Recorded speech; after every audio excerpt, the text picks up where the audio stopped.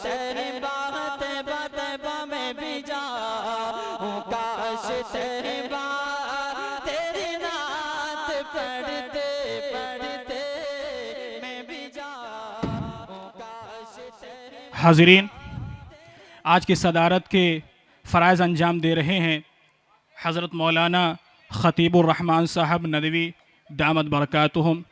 आइए, जब भी किसी महफ़िल का आगाज़ होता है, किसी महफ़िल का जब आगाज़ होता है तो रब्बे कायनात की उस किताब से होता है। वो किताब जो 23 साल की कलील मुद्दत में रब्बे कायनात ने नाजिल फरमाया। चाहे हम हो या आप हो, जब कुरान को पढ़ते हैं, जब कुरान को सीखते हैं, जब कुरान को समझने की कोशिश करते हैं तो कान के ज़रिए, आँख के ज़रिए सुनते हैं और उस पर अमल करने की कोशिश करते हैं। लेकिन वही कुरान करीम जो रब्बे कायनात ने बराह रास्त सरवर दो आलम जनाब मुहम्मदुर रसूलुल्लाह सल्लल्लाहु अलैहि वसल्लम पर नाजिल फरमाया, कुरान की आयत उतर रही है और नबी अकरम सल्लल्लाहु अलैहि वसल्लम पसीने से शराबोर हैं और फरमाते हैं, ऐ अल्लाह के नबी सल्लल्लाहु अलैहि वसल्लम, आप पर जो कुरान की आयत नाजिल हो रही है आप बिल्कुल परेशान ना होइएगा। जिसको रब्बे कायनात ने कहा, ला तुहर्रिक बिही लिसानका लितअजल बिह। और उसी कुरान की किताब से, वो कुरान किताब से हम इस महफिल का आगाज करते हैं। और मैं मोहतरम जनाब कारी महमूद आलम साहब मज़ाहिरी को मैं दस्तबस्ता दरख्वास्त करता हूँ कि वो तशरीफ़ लाएं और तिलावत कलामुल्लाह से इस महफिल का आगाज़ करें कि सब किताबों से भला कुरान है, सब किताबों से भला कुरान है, ये हमारा दीन है, ईमान है तिलावत उसकी बरकत का सबब, उस पे जानो दिल मेरा कुर्बान है। कारी साहब से मैं दस्तबस्ता दरख्वास्त करता हूँ कि वो तशरीफ़ लाएं और तिलावत कलामुल्लाह से मजलिस का आगाज़ फरमाएं। अऊज़ु बिल्लाहि मिनश शैतानिर रजीम।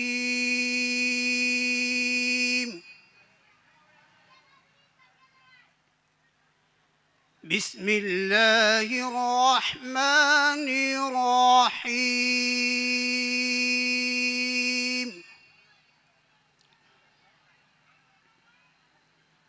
वसीक़ الذين كفروا إلى جهنم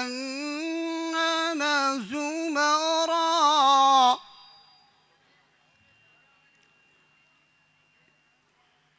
حتى إذا جاءوها فتحت أبوابها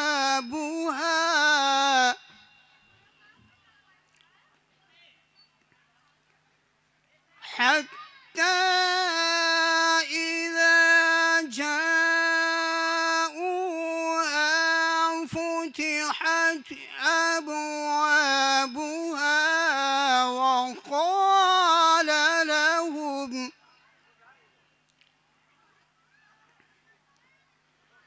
وقال لهم خزنتها ألم يأتكم رسل منكم ألم يأتكم رسل منكم يتلون عليكم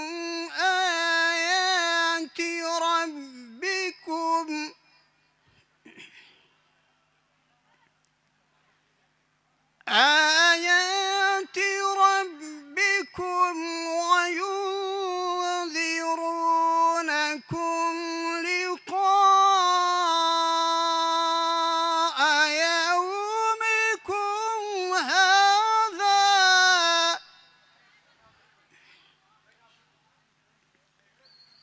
قالوا بلى ولكن حقت كلمة العذاب على الكافرين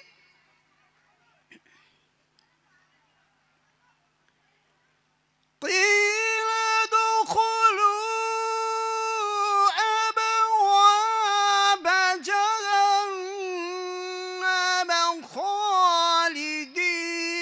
فيها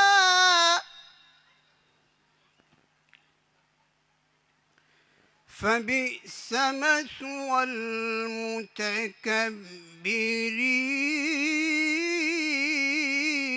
المتكبرين وسيق الذين اتقوا ربهم إلى الجنة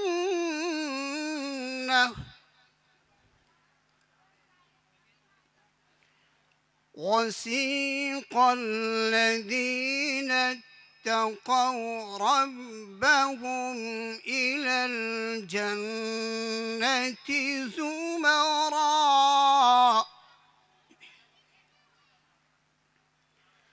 حتى إذا جاءوها وفتحت أبوابها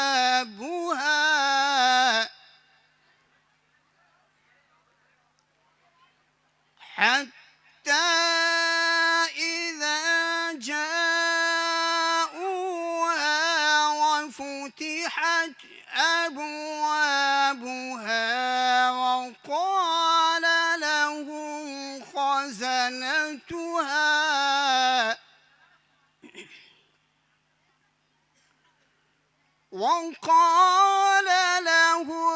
خزنتها سلام عليكم طبتم فادخلوها خالدين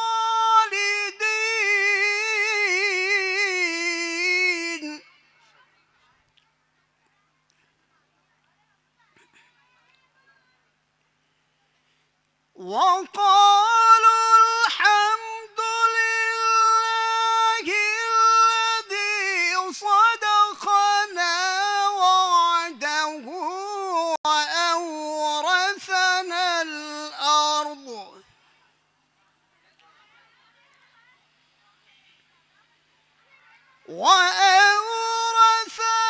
الأرض نتبوأ من الجنة حيث نشاء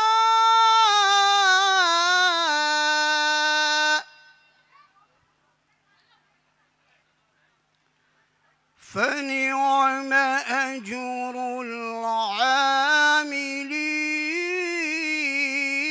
العاملين فنعم أجر العاملين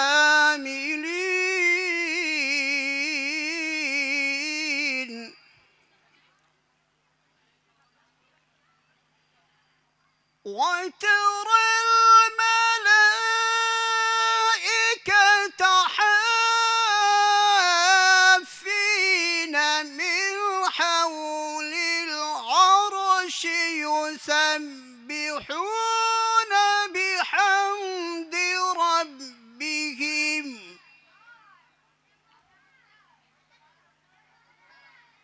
وقضي بينهم بالحق وقيل الحمد لله رب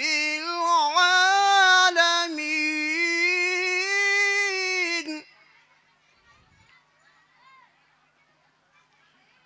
وقضي بينهم بالحق وقيل الحمد لله رب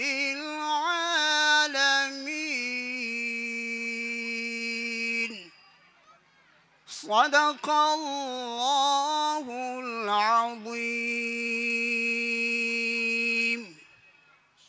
माशाअल्लाह जज़ाकल्लाह। ये थे कारी साहब, कारी महमूद आलम साहब, जो तिलावत कलामुल्लाह से इस महफ़िल का आगाज़ फरमा रहे थे।